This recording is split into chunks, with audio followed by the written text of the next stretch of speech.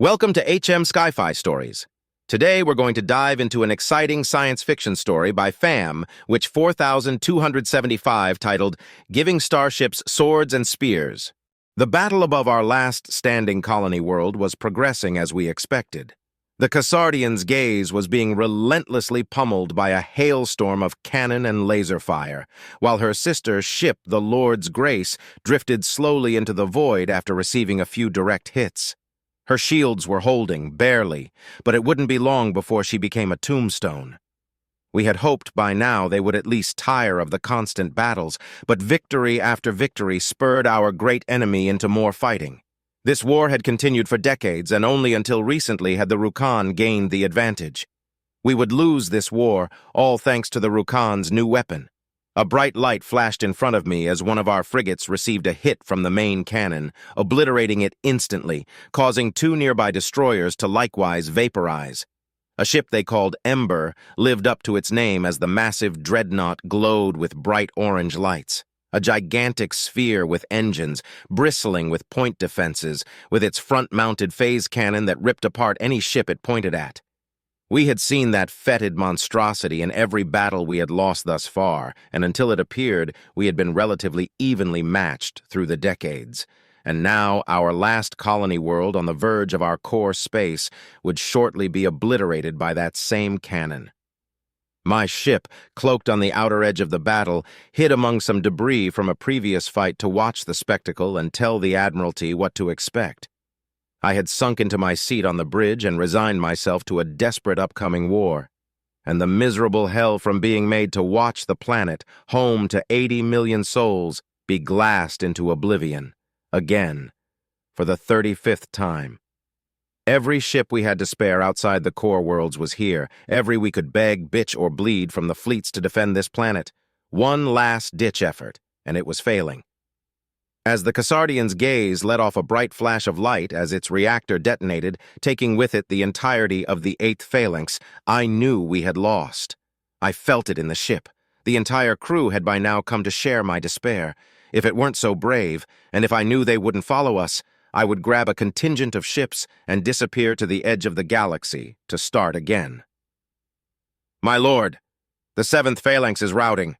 They've lost the assertion," my ensign said from his console. "I know. We still have the Resolution and the Absolver.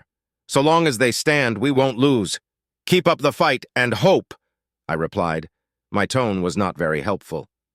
"My lord, priority transmission from the core. They have sent reinforcements.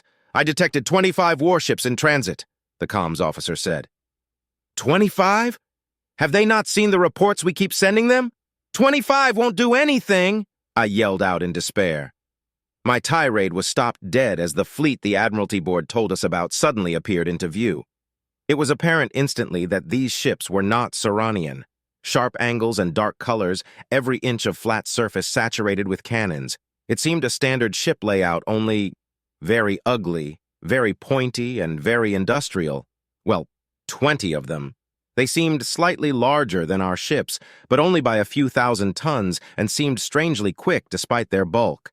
2 ships seemed to be split in half at the center and contained strange circular arrays which were likely some kind of spinal-mounted cannon. 14 ships were of standard configuration: frigate, cruiser, destroyer, and a single battleship class. But the last 4 ships were of the oddest design I had ever seen. Each one was different. Our translation systems were working overtime to determine the ships' names for easy ident. Each one was of an odd, unique design and paint job, but one could easily see they were the core of that fleet. A mixture of feelings came from the crew as we transmitted orders for the fleet to regroup and ready reinforcements. Disgust and contempt due to the repulsive designs. Happiness and glee on finding a new ally in our war. Curiosity and question as to what new species awaited us. Confusion and anger at the fact they only sent 20 ships. Shouldn't they have more forces for this? The readouts and translations from the 4 uniquely designed ships appeared on my screen, and I didn't understand them at all. 3 ships, the Gladius, Pilum, and Saber, formed behind a ship called the Bulwark. The Gladius was sleek, symmetrical, and bristled with small point defense cannons, colored gold, red, and silver. Mounted to its right was a moving mechanical array of arms, fitted with bristling armor plating that angled and moved around. To the left side was what appeared to be another mechanical mechanism, presenting a fat shield or energy barrier of some kind. The pylon was of similar design, but had a more rounded hull with blue and silver coloration. The mechanical arms were gone, replaced by an excessively potent shield array, and the right side mechanism seemed to carry a large, long pole with a strange energy emitting from it. The Saber was a long, thin ship with a large, horizontally curved hull at the front like a backwards-facing U. Colored blue, red, and white, fitted with 4 large main cannons mounted across the hull, single-barreled, all of battleship caliber. The front U seemed to house some kind of energy array. Maybe it was a pulse laser of some kind for fighter screening? I could see how it would be useful. The Bulwark was a larger warship than the others, and carried only point defense weapons. A long, angular tube-like construct, with a large conical head, bristling with point defense weapons, and what appeared to be an array of spinal-mounted cannons. Well, at least that's what I presumed it was. Fleet 1 on approach Capital Phalanx formation. Primary objective is engaging escorts, came the voice on the radio comm. Fleet 2 moving to engage, standard bulwark formation, readying energy spike. Primary target is the enemy dreadnought, came the second voice. A sadistic-sounding laugh appeared on a third comm. Infiltrator ready for boarding action. Let's go car shopping, followed by another sadistic laugh. We sat in awe at the odd monstrosities charging towards the battle. It was only now I noticed that each of the 4 ships at the front were heavily modified with very high performance engines and thrusters in every direction. They could easily reach high speeds, very fast. The more I thought about it, the more terrified I got. Those things could likely pull off maneuvers that would shear the majority of our ships in half. I looked closer, and the only thing that ran through my mind was one question. What kind of hell-spawn species could survive G-forces that these ships could produce? Fleet, please be aware. Main contingent is 2 systems behind us. We're just here to try a deep strike and get rid of that supercap. Plan is to hit them hard, then retreat. Soften them up for the main fleet to arrive. Just keep us covered. The order came through, and like a shot, the fleet gunned their engines and charged at the formation. This is Fleet 1. We are in range for bombardment. Bulwark, we got you covered. I scoffed and launched into a rant. In range? In range? What could they possibly mean in range? The most powerful long cannon we have can only hit targets at 25 miles. These creatures want to hit targets at over 5,000 miles? What kind of insane... My tirade stopped mid-sentence as the cannon on one of those ships, a so-called sentry cruiser, charged up and fired. The energy burst from that damn thing told us their reactor could power 20 of our cruisers. Seconds later, 3 enemy warships, 2 cruisers, and a battleship disintegrated inside the enemy formation. One killed by a direct impact, the other blasted because the impact from the first turned it into a pincushion from the shrapnel, and the battleship taking a direct hit where the bow was blown completely off. This is Infiltrator. We see our opening. Incoming 5-finger discount. Another sadistic laugh came over the comms. Bulwark on standby. We see a vector. Dampeners primed. Locked and loaded. Charging impulse. The radio chimed again. I watched carefully as the enemy fleet now pointed its flank at the newcomers and quickly reformed its lines, only for yet another hole to be blown in the formation from those sentry cannons. Impulse! Came the radio noise.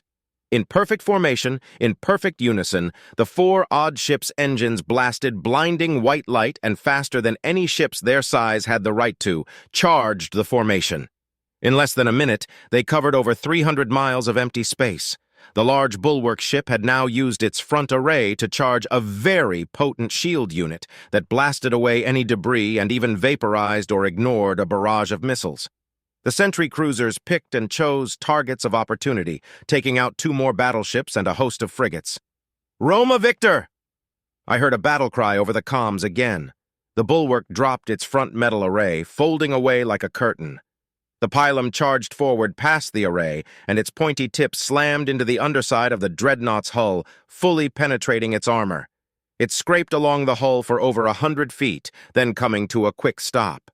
Some strange mechanism pulsed at the base of the pole, an explosion of pulse of some kind. Then the pole detached from the ship and blasted deeper into the hull. Then the pylon backed up and sped away towards us. Just as it got a mile away, it gunned its engines as the underside of the dreadnought exploded, creating a cone-shaped crater in the ship's entire underside section. This action overloaded the shields.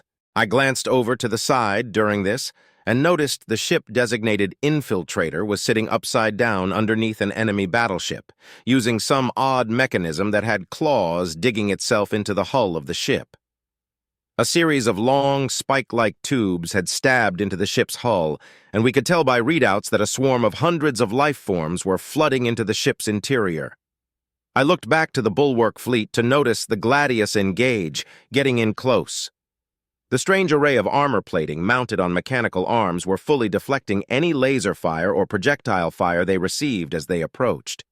The strange mechanical arm with that energy field glowed bright as the Gladius flew past, close to the hull. As the ship flew past, it used its odd energy weapon and, like a knife through butter, cut a glowing gash of molten metal through the ship's front cannon array, disabling it permanently as part of the main gun's emitter array, separated from its parent ship completely. The Saber maneuvered itself a bit to the side, charging towards the dreadnought's engines. Just like its counterparts, the strange energy beams hit the hull, spontaneously boiling away the metal it hit. With a combination of speed and weight, the ship's blades sliced through the armor plating like a knife through butter. This one didn't seem to stop, however, or change course, and it sliced straight through, cutting a ship-shaped hole straight into the dreadnought's rear end.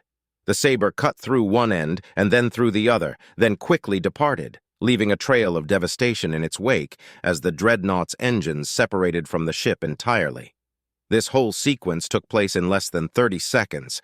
The dreadnought was now dead in the water. Half of its escort fleet had been vaporized or disabled by the sentry cruisers, and now the main fleet was engaging, supplying cover for its frontal attack to retreat. Gladius here, weapon expended. Main cannon array is out of commission. Bugging out.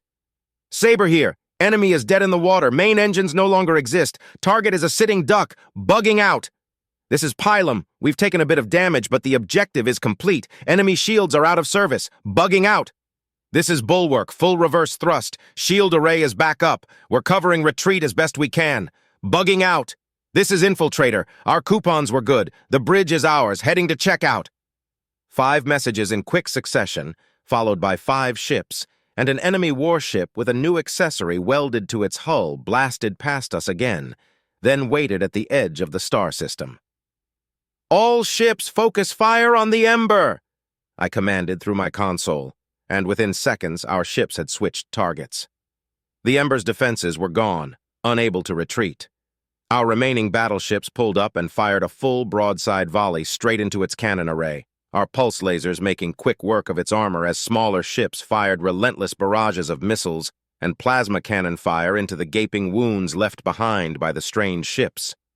Other enemy ships attempted to retaliate or act as bait, only to be vaporized by the sentry cruisers or the reinforcements' own warships.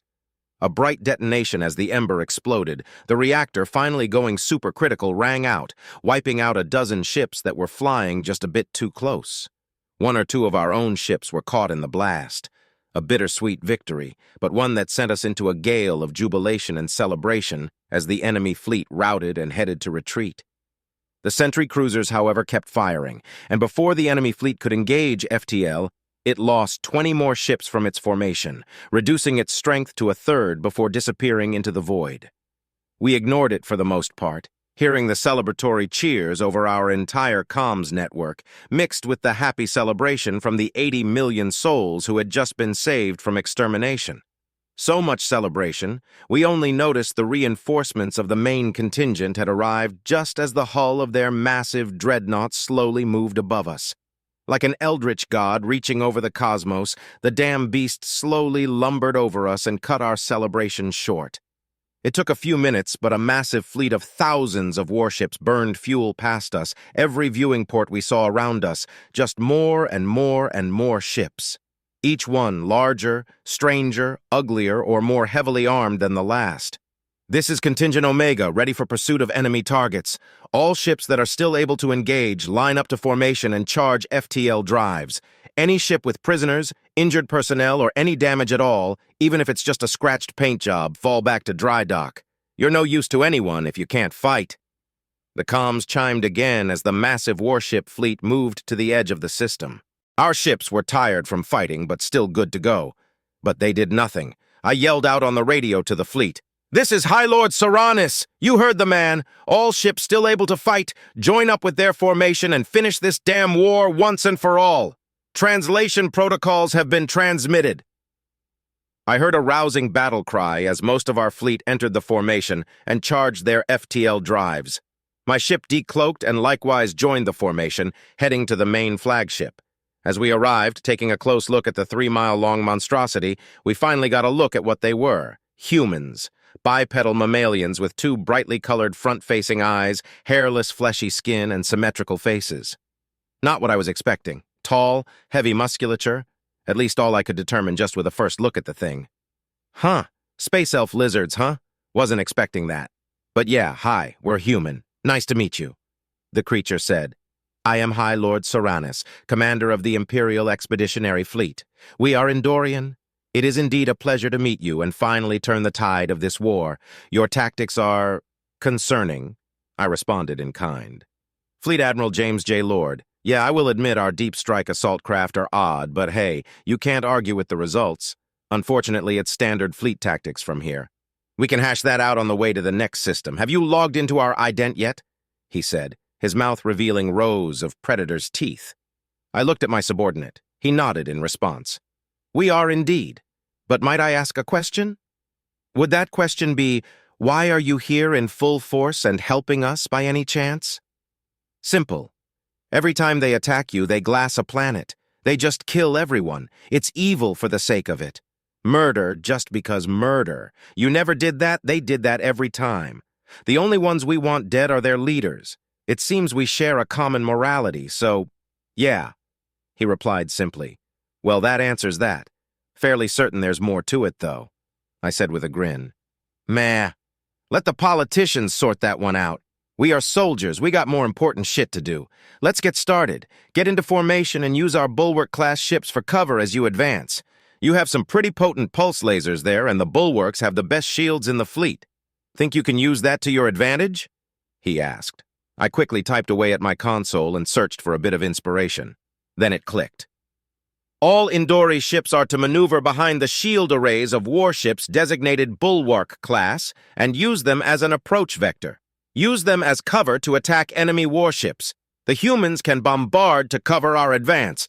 Primary targets are shield arrays and weapons platforms. The humans can handle the brunt of the damage. I barked into my comms console. Bulwark fleet here. Order received. Waiting for new formation. Came a radio command. This is Phalanx Wing. All ships received orders. Changing shield array deflection angle and charging weapons to full. Came the reply from my own fleet. Efficient, fast. I like you already. Let's put these bloodlusted thugs in their place, I said to the human. With you all the way, friend, he said. The fleet maneuvered into formation, thousands of us, just as our relief fleet arrived from the core carrying my compatriot. I ordered him to care for the local area first, then follow behind us to take the fight to the enemy. The tide had now turned. If you enjoy captivating stories like this one, don't forget to hit like, subscribe, and turn on notifications so you won't miss any future episodes on FY Stories.